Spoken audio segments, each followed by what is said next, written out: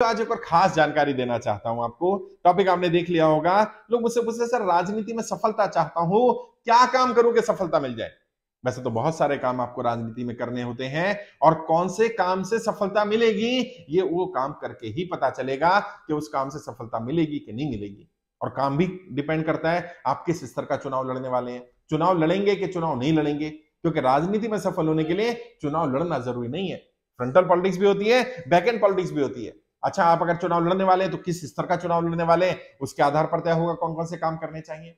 अगर आप मान लीजिए कॉर्पोरेशन का चुनाव लड़ रहे हैं या निचले स्तर का त्रिस्तरीय पंचायती राज सिस्टम का चुनाव लड़ रहे हैं तो अलग तरह से काम करने होंगे, अलग तरह के मुद्दे उठाने होंगे। और अगर आप सांसद या विधायक स्तर का चुनाव लड़ रहे हैं तो फिर अलग स्तर के हो जाएंगे। अगर आपको मुख्यमंत्री की दावेदारी करनी है तो फिर काम अलग तरह के हो जाएंगे। लेकिन मोटे मोटे तौर पर जो काम सब जगह ही करने पड़ते हैं वो काम बताता हूं जिन्हें करके राजनीति में सफलता मिलती है और जिन्हें बिना करे आप राजनीति में सफल नहीं हो सकते। कौन कौन से ऐसे 3-4 काम बताता हूं। पहला काम, बिना टीम के आप राजनीति में सफल नहीं हो सकते। टीम बनाने पर फोकस करिए। कोई काम करें ना करें लेकिन आपके पास ऐसे लोग होने चाहिए, ऐसे लोगों को ढूंढने का आपके अंदर हुनर होना चाहिए जिनमें काबिलियत है, कैपेबिलिटीज है और जो आपके लिए काम करने को तैयार है, जो आपके साथ मिलकर काम करने को तैयार है। अगर आप कोई और काम नहीं करना चाहते कोई बात नहीं, सिर्फ एक काम कर लीजिए, टीम बनाने का। क्योंकि मैंने बार बार बोला है व्यक्ति कभी भी चुनाव नहीं जीतता, व्यक्ति कभी राजनीति में सफल नहीं होता। या तो उसकी पार्टी या संगठन सफल होता है या उसकी टीम सफल होती है। तो या तो अगर आप पार्टी पर डिपेंड उम्मीदवार बनना चाहते हैं तो पार्टी में ऐसी में ज्वाइन करिए जहां पर आपको काम करने का मौका मिल जाए, जहां आपकी फेस वैल्यू बिल्ड हो जाए, जहां आप अपने आप को स्थापित कर पाए, जहां पार्टी आपको सपोर्ट करने को तैयार हो जाए। वरना अपनी टीम तैयार करिए, अपना सारा फोकस, सारा समय, सारे संसाधन टीम बनाने पर लगाइए। जितनी मजबूत टीम बनाएंगे उतनी आपकी चुनाव जीतने की संभावना औरों से अधिक होगी। और यदि मजबूत टीम नहीं बना पाए तो बाकी सारी चीजें करने के बाद भी पूरी पूरी संभावना है कि आप राजनीति में सफल ना हो पाए, आप आगे ना बढ़ पाए। तो पहला काम है अपना ज्यादातर समय, अपने ज्यादातर संसाधन टीम बनाने पर खर्च करिए। अच्छा, लोगों को बड़ा अजीब लगता है सर शुरू में तो संसाधन बड़े सीमित हैं और आप कहते हैं ज्यादातर संसाधन टीम बनाने पर खर्च कर दो। शुरू में तो पैसा ज्यादा नहीं है, आप कहते हैं पैसा टीम बनाने पर लगा दो। हाँ, क्योंकि एक बार अगर टीम बना ली तो सारे संसाधन वापस टीम इकट्ठा करके दे देगी। जितने आपने लगाए होंगे उससे कई गुना ज्यादा इकट्ठा करके दे देगी। टीम, मजबूत टीम बनाओ। अगर मान लीजिए 100 लोग भी आपने ऐसे तैयार कर लिए जो ज्यादा नहीं, हजार रुपए का भी दाव आपके ऊपर हर महीना खेल सकते हैं, तो सोचिए 100 इंटू 1000, 1 लाख पर मंथ। आपने 1 लाख पर मंथ नहीं खर्च किया होगा टीम बनाने में। अगर आपने छोटे स्तर की टीम बनाई, अगर राष्ट्रीय स्तर की टीम भी बनाई और आपने 10 लाख रुपए महीना भी खर्च कर दिया होगा और राष्ट्रीय स्तर पर अगर 1000 लोग ऐसे इकट्ठा कर लिए जो हजार रुपए का दावा आपके ऊपर खेलने को तैयार हो गया हर महीना, तो 10 लाख रुपए आपके पास आ सकती है। और 10 लाख आपको पैसा तो नहीं चाहिए ना, आपको तो संसाधन चाहिए। तो व्यक्ति संसाधन तो शायद 1000 ज्यादा के भी अरेंज करा सकता है आपको। और जब आपके साथ 1000 लोग खड़े होंगे तो बहुत सारे लोग और आ जाएंगे जिनके पास संसाधन है, जो आप पर दांव खेलने को तैयार हो जाएंगे। क्योंकि आपका नाम होगा, आपकी पहचान बन गई होगी, लोग आपको जानने लगेंगे। इसलिए सबसे महत्वपूर्ण काम यही है, सबसे पहला काम यही है, अपनी टीम बनाइए। अच्छा, अगर इंडिपेंडेंट है तो भी टीम बनाइए, अगर किसी पार्टी संगठन से जुड़े हैं तो भी अपनी पैरेलल टीम जरूर बनाओ। इस बात को समझ लेना, क्योंकि जितने भी लोग सफल है ना, सांसद विधायक, वो भले ही पार्टी पर डिपेंड हो या पार्टी से टिकट लेकर के आए हो, लेकिन वो अपनी पैरेलल टीम बनाते हैं। मैं जितने भी सफल सांसद और विधायकों से मिला, मैं जानता हूं उन्होंने पैरेलली अपनी टीम बनाई है। भले उनकी टीम पर्दे के पीछे रहे, भले वो उसको एक्सपोज ना करते हो, भले वो दिखाते होंगे हम पार्टी की टीम पर डिपेंड है, लेकिन पैरेलली अपनी टीम बनाते हैं और उनकी टीम उन्हें हर कदम पर मदद करती है। पार्टी संगठन में उनकी बात रखने में मदद करती है और बाकी चुनाव में तो मदद करती है। दूसरा काम, ये काम भी करना पड़ेगा और बिना इसके करे आप सफल नहीं हो सकते। क्या? अपने आप को अपडेट करना, अपग्रेड करना। यदि वही करते रहे जो बाकी सारे राजनेता कर रहे हैं तो आप में और उनमें कोई अंतर नहीं रह जाएगा। अगर आप वाकई चाहते हो कि जनता आपको स्वीकार करे, जनता बदलाव को स्वीकार करे, जनता नए व्यक्ति को अपना उम्मीदवार या अपना नेता स्वीकार करे, अपना पदाधिकारी स्वीकार करे, तो आप में कुछ नयापन होना चाहिए, कुछ अलग हटके काम करने का ढंग, कुछ अपने आप को अपडेट करना, अपग्रेड करना। राजनीति में जो परिवर्तन होने वाले हैं 5 साल 10 साल बाद, उनके लिए अपने आप को तैयार करना। बुरा मत मानना, बहुत सारे लोग राजनीति कर रहे हैं, करना चाहते हैं, अभी तक उनका अपना फेसबुक पेज भी नहीं है। तो मैं उनसे पूछूं आपके फॉलोअर कितने हैं, तो वो तो जो फ्रेंड्स हैं उन्हीं को फॉलोअर मानेंगे और प्रोफाइल और पेज में फर्क होता है। पेज में बहुत सारी एक्टिविटीज की जा सकती हैं। बहुत सारे लोग हैं जिनका यूट्यूब चैनल नहीं है, चैनल तो है मतलब वीडियो नहीं बनाते, वीडियो नहीं डालते हैं, अपनी फेस वैल्यू बिल्ड नहीं कर रहे हैं, इंस्टाग्राम पर अवेलेबल नहीं है, ट्विटर पर अवेलेबल नहीं है। आपके चाहे 10 फॉलोअर हो, लेकिन आप हर जगह अवेलेबल रहो, बदलाव करो, जानो इसको आने वाले समय में क्या होने वाला है। पहले क्या होता था, पहले ऑनलाइन काम कम, ऑफलाइन काम ज्यादा होता था। अब आजकल 90% काम ऑनलाइन हो गया है।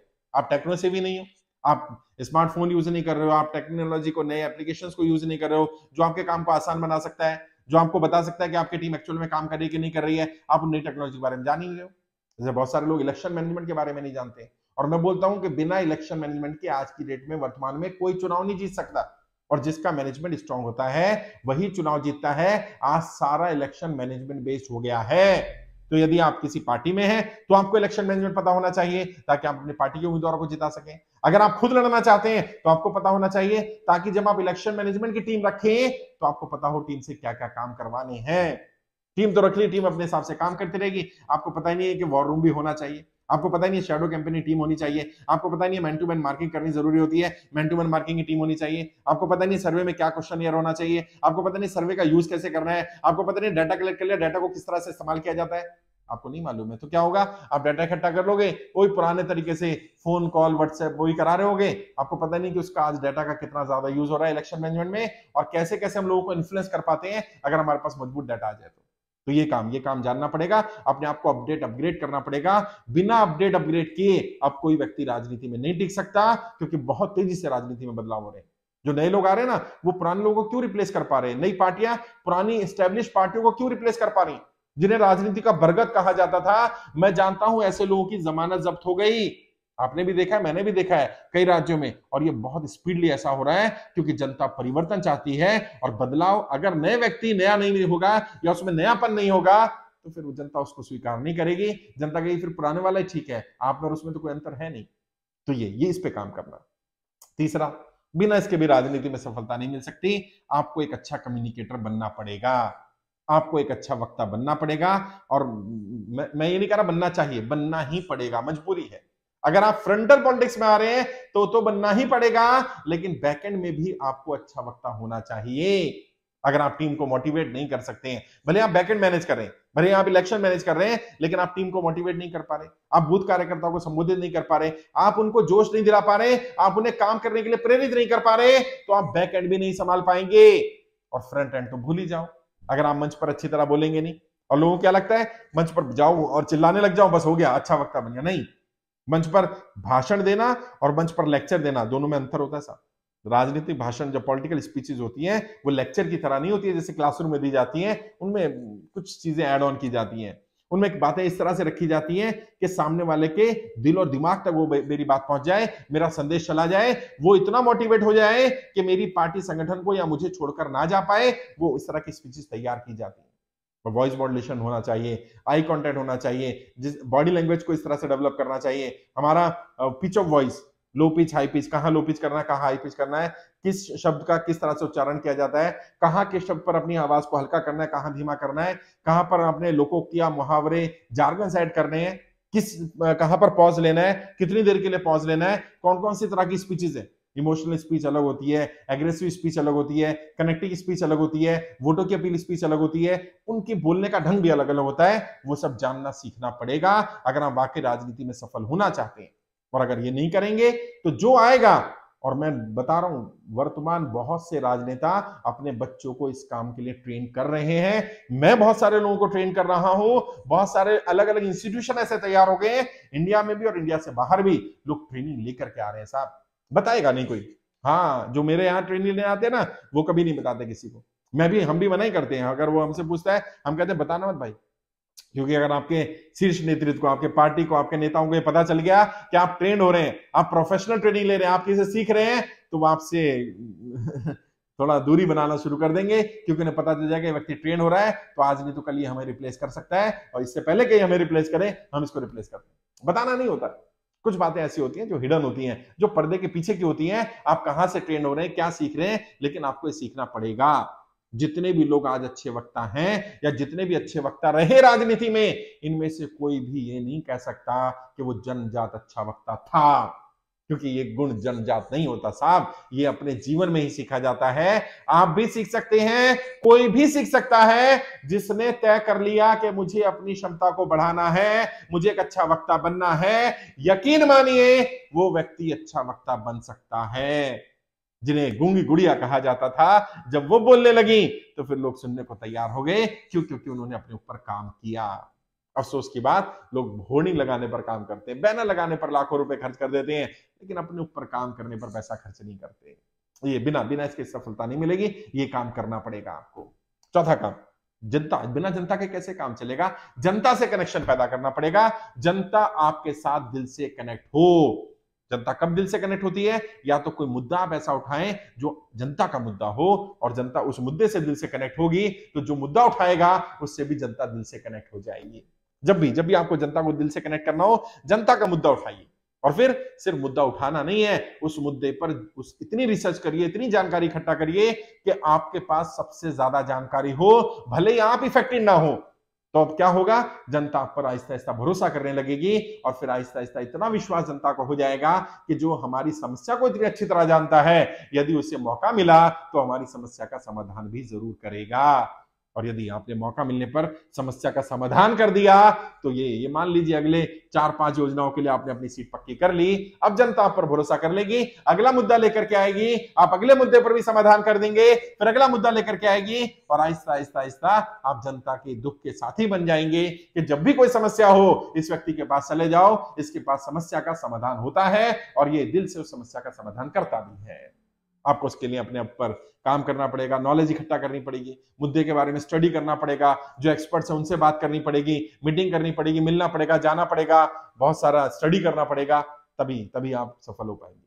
जनता से अगर कनेक्शन पैदा करना है तो जनता से इमोशनल कनेक्शन पैदा करिए। और सबसे ज्यादा इमोशनल कनेक्शन ऐसा मुद्दा उठा करके होता है जो जनता का मुद्दा हो, जिससे जनता को समस्या आ रही हो, जनता जिस समस्या से जूझ रही हो उसका आप समाधान करने के लिए तैयार हो जाए, उस मुद्दे के साथ अपने आप को एसोसिएट करने को तैयार हो जाए। इसके अलावा भी और भी तरीके हैं जिससे कि आप जनता को अपने साथ जोड़ सकते हैं, कभी उस पर भी बात कर लूंगा। आज मैंने कोशिश की बताने की कि क्या है, कैसे आप अपने आप को राजनीति में स्थापित करेंगे, क्या काम करेंगे जिनसे आपकी पहचान बनेगी, कौन से काम जो आपको राजनीति में सफलता दिला सकते हैं, कौन कौन से काम आपको करने चाहिए। फिर भी कोई और डाउट है, कोई और सवाल है, किसी और टॉपिक वीडियो चाहिए हो तो कमेंट बॉक्स में लिख सकते हैं, मैं उस टॉपिक वीडियो भी बनाने की कोशिश करूंगा। मुझसे बात करना चाहें तो वीडियो के डिस्क्रिप्शन जाइए, मेरा फोन नंबर मिल जाएगा, 2-4-5 मिनट बात करनी, डायरेक्ट बात करिए, गाइड करूंगा मैं आपको। ट्रेनिंग लेना चाहें तो आप YouTube के माध्यम से ट्रेनिंग ले सकते हैं। आप देखिए सबसे अच्छा ज्वाइन बटन है, वहां क्लिक करेंगे, अलग अलग ऑप्शन आ जाएंगे, YouTube के माध्यम से ट्रेनिंग ले सकते हो। वेबसाइट है हमारी www.ipilindia.org, वहां पर ऑनलाइन ट्रेनिंग मिल जाती है, आप वहां ऑनलाइन ट्रेनिंग ले सकते हो। जैसे चाहो ट्रेनिंग लो, अपने ऊपर काम करो, कोई डाउट है तो मुझसे बात करो, 2-4-5 मिनट बात करनी, फ्री ऑफ कॉस्ट बात करना, मैं गाइड करूंगा, आपका रोड मैप बनाऊंगा, बताऊंगा क्या क्या कमियां हैं और कैसे उन कमियों का समाधान करना है, वो भी मैं आपको गाइड करने की कोशिश करूंगा। आज के लिए इतना ही। आपके उज्जवल राजनीतिक भविष्य के लिए हार्दिक शुभकामनाएं। जय हिंद, जय भारत।